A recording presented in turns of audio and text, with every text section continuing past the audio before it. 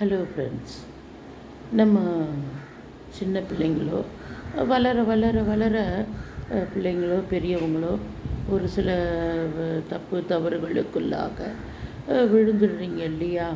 அப்போ விழுந்திருக்கும்பொழுது அப்போ என்ன ஆகிடுது, நம்ம தப்பு செஞ்சிட்டோமே, அது எல்லாத்தையும் செஞ்சு முடிச்சிட்ட பிறகு நம்ம தப்பு செஞ்சிட்டோமே அப்படின்னு சொல்லி மனசால் உணர்றீங்கல்ல. ஐயோ, அம்மாவுக்கு தெரிஞ்சால் இப்படி, அப்பாவுக்கு தெரிஞ்சால் இப்படி இப்படின்னு சொல்லி நீங்கள் மனசால் என்ன பண்ணிடுறீங்க, ஒரு நேரம் இல்லாட்டி ஒரு நேரம் அதை உணர்ந்து பார்க்குறீங்கல்ல. அப்போது நம்ம யாருமே பார்க்கல நம்மளை அப்படின்னு நினைக்காதீங்க. கர்த்தராகிய இயேசு கிறிஸ்து பரலோகத்திலிருந்து சியோனிலிருந்து கண்ணோக்கி பார்க்குறாரு. பார்க்காமல இல்லை, பார்க்குறாரு.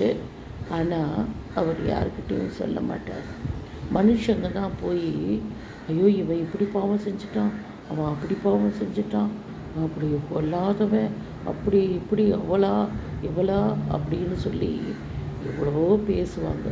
ஆனால் கர்த்தர் அப்படி கிடையாது. எல்லார்கிட்டேயும் போய் தூற்றி கொண்டு இருக்க மாட்டார்.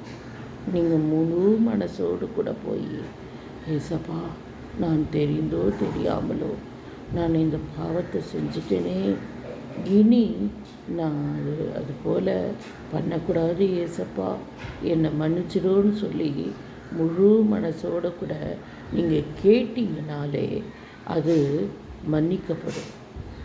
கர்த்தர் உங்களை அந்த முழு மனசோடு வந்திருக்கிறது அது அவருக்கு மட்டும்தான் தெரியும். வேறு யார்கிட்டையும் சொல்ல மாட்டார் உங்களை பற்றி. நீ போய் அதை கேளு, நீ அது போய் சொல்லு அப்படின்லாம் சொல்ல மாட்டார். அது ஆண்டவருக்கு மாத்திரம்தான் தெரியும். மன்னிக்கிற உரிமையும் அவருக்கு மட்டும்தான் இருக்குது. அந்த பாவத்தை கழுவுகிறதையும் அதை அவர் தான் ஏற்றுக்கொண்டார். சிலுவையில் அவர் நமக்காக மரித்து அடக்கம் பண்ணப்பட்டு 3ஆம் நாளில் உயிரோடு எழுந்தவர். அவருக்கு மட்டும்தான் அந்த அதிகாரம் இருக்குது. நம்மளை கழுவி பரிசுத்தப்படுத்துவார். அந்த நினைவே நமக்கு வரக்கூடாது, சிந்தனை வரக்கூடாதுன்னு சொல்லி கேட்கும்போது அது அவர் தான் அதை செய்வார்.